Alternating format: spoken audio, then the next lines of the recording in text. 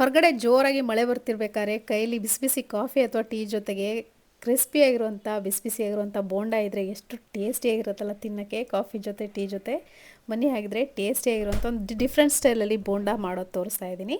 ಇದಕ್ಕೆ ಮೊದಲಿಗೆ ಕಡಲೆ ಹಿಟ್ಟನ್ನು ಕಲಿಸ್ಕೋಬೇಕಲ್ಲ ಬೋಂಡ ಮಾಡೋಕ್ಕೆ. ಅದಕ್ಕೋಸ್ಕರ ಒಂದು ಬೌಲ್ಗೆ ಒಂದೂವರೆ ಕಪ್ ಆಗುವಷ್ಟು ನಾನಿಲ್ಲಿ ಕಡಲೆ ಹಿಟ್ಟನ್ನು ಹಾಕ್ಕೊಳ್ತಾ ಇದ್ದೀನಿ. ನೋಡ್ತಿರ್ಬೋದು ಕಡಲೆ ಹಿಟ್ಟನ್ನು ಜರಡಿ ಹಿಡಿದು ನಾನಿಲ್ಲಿ ಸೇರಿಸ್ಕೊತಾ ಇದ್ದೀನಿ.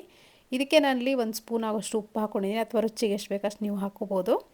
ಇದಕ್ಕೆ ಒಂದು ಅರ್ಧ ಟೀ ಸ್ಪೂನ್ ಆಗೋಷ್ಟು ಅಜ್ವಾಯಿನ್ ಅಂದರೆ ಓಂಕಾಳು ಅಂತ ಏನು ಕರಿತೀವಿ ಅದನ್ನು ಕ್ರಷ್ ಮಾಡ್ಕೊಂಡು ಹಾಕ್ಕೊಂಡಿದ್ದೀನಿ. ಹಾಕ್ಕೊಂಡು ಚೆನ್ನಾಗಿ ಮಿಕ್ಸ್ ಮಾಡ್ಕೋಬೇಕು. ಮಿಕ್ಸ್ ಮಾಡಿಕೊಂಡು ನೋಡಿ ಸ್ವಲ್ಪನೇ ನೀರು ಹಾಕ್ಕೊಂಡು ಇದನ್ನು ಕಲಿಸ್ಕೋಬೇಕಾಗತ್ತೆ. ಪೂರ್ತಿ ತೆಳುವಾಗಿ ಕಲಿಸ್ಬಾರ್ದು, ಪೂರ್ತಿ ಗಟ್ಟಿಯಾಗೂ ಕಲಿಸ್ಬಾರ್ದು. ಬೋಂಡ ಹಿಟ್ಟನ್ನ ಒಂದು ಮೀಡಿಯಮ್ ಹದದಲ್ಲಿ ಕಲಿಸ್ಕೋಬೇಕಾಗತ್ತೆ. ಅದಕ್ಕೆ ಸ್ವಲ್ಪನೇ ನೀರು ಹಾಕ್ಕೊಂಡು ಮೊದಲಿಗೆ ಮಿಕ್ಸ್ ಮಾಡ್ಕೋಬೇಕು. ಗಂಟುಗಳಿಲ್ಲದೆ ಇರೋ ಥರ ಈ ಥರ ವಿಸ್ಕರಿಂದ ಅಥವಾ ಸ್ಪೂನಿಂದ ಮಿಕ್ಸ್ ಮಾಡ್ಕೋಬೇಕು ಹಿಟ್ಟನ್ನು. ನೋಡಿ ಈ ಥರ ಗಟ್ಟಿಯಾಗುತ್ತಾ ಬರುತ್ತೆ. ಆವಾಗ ಸ್ವಲ್ಪನೇ ಮತ್ತೆ ನೀರು ಹಾಕ್ಕೊಂಡು ನಮಗೆ ಎಷ್ಟು ಹದಕ್ಕೆ ಬೇಕೋ ಅನ್ನೋದು ಗೊತ್ತಾಗುತ್ತೆ. ನೀರು ಹಾಕ್ತಾ ಅಷ್ಟು ಗಟ್ಟಿಯಾಗಿ ಕಲಿಸ್ಕೋಬೇಕು. ಈಗ ನೋಡ್ತಿರ್ಬೋದು ಈ ಥರ ಮಿಕ್ಸ್ ಮಾಡ್ಕೊತಾ ಇದ್ದೀನಿ.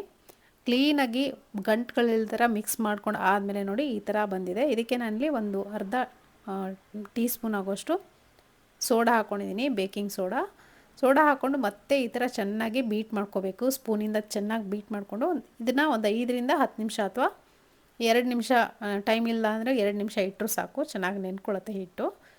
ಇವಾಗ ನೋಡಿ ಈ ಥರ ಬೀಟ್ ಮಾಡ್ಕೊಂಡಾಗಲೇ ತುಂಬ ಗರಿಗರಿಯಾಗಿ ಉಪ್ಕೊಂಡು ಬರ್ತವೆ ಬೋಂಡ ಆಗಲಿ ಬಜ್ಜಿ ಆಗಲಿ. ಇವಾಗ ಹಿಟ್ಟನ್ನು ಚೆನ್ನಾಗಿ ಕಲಿಸ್ಕೊಂಡಿದ್ದೀನಿ. ಒಂದು 5ರಿಂದ 10 ನಿಮಿಷ ನೆನೆಯಕ್ಕೆ ಬಿಡ್ತೀನಿ. ಅಷ್ಟರಲ್ಲಿ ನಾನು ಇಲ್ಲಿ ಡಿಫ್ರೆಂಟ್ ಆಗಿರುವಂಥ ಬೋಂಡ ಮಾಡ್ತಿದ್ದೀನಿ ಅಂತ ಹೇಳಿದ್ನಲ್ಲ, ಅದಕ್ಕೋಸ್ಕರ ಮೈಸೂರು ಬದನೆಕಾಯಿ ತೊಗೊಂಡಿದ್ದೀನಿ. ಅಂದರೆ ನಾವಿಲ್ಲಿ ವಾಂಗಿಬಾತಿಗೆಲ್ಲ ಬಳಸ್ತೀವಲ್ಲ ಬದನೆಕಾಯಿ, ಆ ಬದನೆಕಾಯಿ ತೊಗೊಂಡಿದ್ದೀನಿ. ನೀವಿಲ್ಲಿ 1ರಲ್ಲಿ 2 ಭಾಗ ಮಾಡಿಕೊಂಡು ಆದರೂ ಮಾಡ್ಬೋದು. ಈ ಥರ ನಾನಿಲ್ಲಿ ಪ್ಲಸ್ ಆಕಾರಕ್ಕೆ ಕಟ್ ಮಾಡ್ಕೊಳ್ತಾ ಇದ್ದೀನಿ. ನೋಡಿ ಈ ಥರ ಕಟ್ ಮಾಡ್ಕೊಳ್ತಾ ಇದ್ದೀನಿ. ತೆಳುವಾಗಿರೋದ್ರಿಂದ ಸ್ವಲ್ಪ 4 ಭಾಗವಾಗಿ ಕಟ್ ಮಾಡ್ಕೊತಾ ಇದ್ದೀನಿ. ನೀವು ಬೇಕಿದ್ರೆ 2 ಭಾಗ ಕಟ್ ಮಾಡ್ಕೊಂಡು ಮಾಡ್ಕೋಬೋದು, ಅದು ತುಂಬ ಚೆನ್ನಾಗಿ ಬರುತ್ತೆ. ಇವಾಗ ನಾನಿಲ್ಲಿ ಸ್ಟಫಿಂಗ್ ಮಾಡ್ಕೊಳ್ತಿರೋದ್ರಿಂದ ಮಸಾಲಾನ, ಅದಕ್ಕೋಸ್ಕರ ಈ ಥರ ಕಟ್ ಮಾಡ್ಕೊತಾ ಇದ್ದೀನಿ. ಇದೇ ಥರ ಎಲ್ಲ ಬದನೆಕಾಯನ್ನು ಕಟ್ ಮಾಡ್ಕೋಬೇಕು. ನೀವು ನಾರ್ಮಲ್ ಬದನೆಕಾಯಲ್ಲೂ ಕೂಡ ಮಾಡ್ಬೋದು, ಇದನ್ನು ತುಂಬ ಚೆನ್ನಾಗಿ ಟೇಸ್ಟ್ ಬರುತ್ತೆ. ಬಟ್ ಇದು ತುಂಬ ಡಿಫ್ರೆಂಟಾಗಿ ಬರುತ್ತೆ ಟೇಸ್ಟು. ನಾವು ಯಾವಾಗಲೂ ಮಿರ್ಚಿ ಬಜ್ಜಿ ಮಾಡ್ತಿರ್ತೀವಲ್ವ, ಮೆಣಸಿನ್ಕಾಯಿ ಬಜ್ಜಿ, ಅದೇ ಥರ ಇಲ್ಲಿ ವಾಂಗಿಬಾತ್ ಬದನೆಕಾಯಿ ಬಜ್ಜಿನ ಮಾಡಿ ತೋರಿಸ್ತಾ ಇದ್ದೀನಿ ನಾನಿಲ್ಲಿ ಬೋಂಡನ. ಇದಕ್ಕೆ ನಾನಿಲ್ಲಿ ಹುಣಸೆ ರಸ ಹಾಕ್ಕೊಂಡಿದ್ದೀನಿ 1 ಸ್ಪೂನ್ ಆಗೋಷ್ಟು. ಅದಕ್ಕೆ 1 ಸ್ಪೂನ್ ಆಗೋಷ್ಟು ಅಚ್ಕಾರದ ಪುಡಿ, ಅರಶಿನ ಪುಡಿ ಮತ್ತು ಜೀರಿಗೆ ಪುಡಿ ಹಾಕ್ಕೊಂಡಿದ್ದೀನಿ. ಇದೆಲ್ಲದನ್ನು ಹುಣಸೆ ರಸದಲ್ಲಿ ಮಿಕ್ಸ್ ಮಾಡ್ಕೋಬೇಕು. ನೀವು ನೋಡ್ತಿರ್ಬೋದು ಈ ಥರ ಸ್ಟಫಿಂಗ್ ಹಾಕಿ ಮಾಡೋ ಬೋಂಡ ಇರುತ್ತೆ ನೋಡಿ, ತುಂಬ ಟೇಸ್ಟಿಯಾಗಿ ಬರುತ್ತೆ. ಸ್ಪೈಸಿಯಾಗಿ ಕ್ರಿಸ್ಪಿಯಾಗಿ ಇದ್ದರೆ ತುಂಬ ಟೇಸ್ಟ್ ಕೊಡುತ್ತೆ. ಇವಾಗ ನೋಡ್ತಿರ್ಬೋದು ಈ ಥರ ಈ ಮಿಕ್ಸ್ಚರ್ ಏನಿದೆ ನೋಡಿ ಮಸಾಲ, ಇದನ್ನು ಈ ಬದನೆಕಾಯಿ ಒಳಗಡೆ ಸ್ಟಫಿಂಗ್ ಮಾಡ್ಕೊತಾ ಇದ್ದೀನಿ. ಎಷ್ಟು ಇಡ್ಸುತ್ತೋ ಅಷ್ಟು ಮಾತ್ರ ನಾವಿಲ್ಲಿ ಹಾಕ್ಕೋಬೇಕಾಗತ್ತೆ. ಈ ಅಚ್ಕಾರದ ಪುಡಿ ಬದಲಿಗೆ ನೀವು ಹಸಿಮೆಣಸಿನ್ಕಾಯಿ ಪೇಸ್ಟನ್ನು ಕೂಡ ನೀವು ಇಲ್ಲಿ ಹಾಕ್ಕೊಂಡು ಮಾಡ್ಕೋಬೋದು.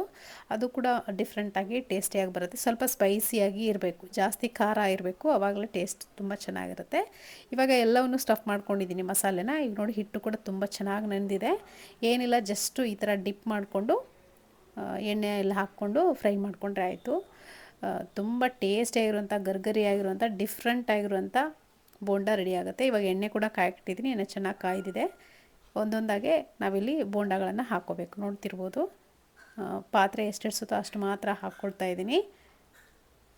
ಇವಾಗ ಹಿಟ್ಟು ಚೆನ್ನಾಗಿ ನೆಂದಿರೋದ್ರಿಂದ ಯಾವ ಥರ ಉಬ್ಕೊಂಡು ಬರ್ತಾಯಿದೆ ನೋಡ್ತಿರ್ಬೋದು. ಬೋಂಡ ಈ ಥರ ಕ್ರಿಸ್ಪಿಯಾಗಿ ಫ್ರೈ ಆಗೋವರೆಗೂ, ಸ್ವಲ್ಪ ಕಲರ್ ಚೇಂಜ್ ಆಗೋವರೆಗೂ ಫ್ರೈ ಮಾಡಿಕೊಂಡು ತೆಗೆದ್ರೆ ಆಯಿತು. ನೋಡಿ ಇವಾಗ ಒಳಗಡೆ ಇರೋ ಬದನೆಕಾಯಿ ಕೂಡ ತುಂಬ ಚೆನ್ನಾಗಿ ಫ್ರೈ ಆಗಿದೆ. ಈಗ ತೆಗಿತಾ ಇದ್ದೀನಿ, ನೋಡ್ತಿರ್ಬೋದು. ಈ ಕಲರ್ ಬಂದ ತಕ್ಷಣ ತೆಗೆದ್ರೆ ಸಾಕು, ತುಂಬ ಚೆನ್ನಾಗಿ ಬೆಂದಿರುತ್ತೆ.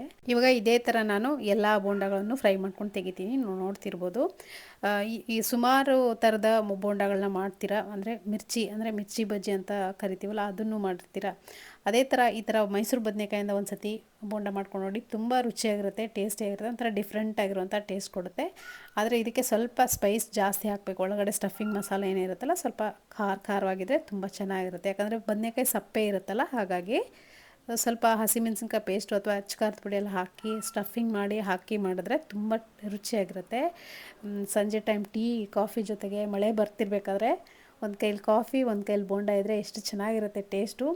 ಸೊ ನೀವು ಕೂಡ ನಿಮ್ಮಲ್ಲಿ ಈ ಥರ ಡಿಫ್ರೆಂಟಾಗಿರುವಂಥ ಬೋಂಡನ ಮಾಡಿಕೊಂಡು ನೀವು ಕೂಡ ಎಂಜಾಯ್ ಮಾಡಿ. ಇವಾಗ ನೋಡ್ತಿರ್ಬೋದು ಮೇಲ್ಗಡೆ ಚಾಟ್ ಮಸಾಲ ಹಾಕ್ಕೊಳ್ತಾ ಇದ್ದೀನಿ. ಚಾಟ್ ಮಸಾಲ ಹಾಕೋದ್ರಂತೂ ಇನ್ನೂ ರುಚಿಯಾಗಿರುತ್ತೆ. ಇವಾಗ ನಾನು ಇದನ್ನು ಕಟ್ ಮಾಡಿ ತೋರಿಸ್ತಾ ಇದ್ದೀನಿ, ನೋಡ್ತಿರ್ಬೋದು. ಈ ಥರ ಕಟ್ ಮಾಡಿ ಕೂಡ ನೀವು ಇದನ್ನು ತಿನ್ಕೋಬೋದು. ಚಾಟ್ ಮಸಾಲ ಅಥವಾ ಮೇಲ್ಗಡೆ ಅಚ್ಕಾರದ ಪುಡಿ ಎಲ್ಲ ಸ್ಪ್ರಿಂಕಲ್ ಮಾಡಿಬಿಟ್ಟು ಆ ಥರನೂ ತಿನ್ಬೋದು. ನೋಡಿ ಈ ಥರ ಕಟ್ ಮಾಡಿದ್ರೆ ಅದು ಬದನೆಕಾಯಿ ಸಪ್ಪೆ ಇರುತ್ತಲ್ಲ, ಹಾಗಾಗಿ ಸ್ವಲ್ಪ ಮಸಾಲಾನ ಮೇಲ್ಗಡೆ ಸ್ಪ್ರಿಂಕಲ್ ಮಾಡ್ಕೊಂಡು ತಿನ್ಬೋದು. ತುಂಬ ರುಚಿಯಾಗಿರುತ್ತೆ. ಸೊ ಖಂಡಿತ ಈ ರೆಸಿಪಿ ನೋಡಾದ್ಮೇಲೆ ನೀವು ಕೂಡ ನಿಮ್ಮ ಮನೇಲಿ ಮಾಡ್ಕೊತೀರಾ ಅಂದ್ಕೊಂಡಿದ್ದೀನಿ. ಈ ರೆಸಿಪಿ ಇಷ್ಟ ಆಗಿದ್ರೆ ಲೈಕ್ ಮಾಡಿ. Thank you.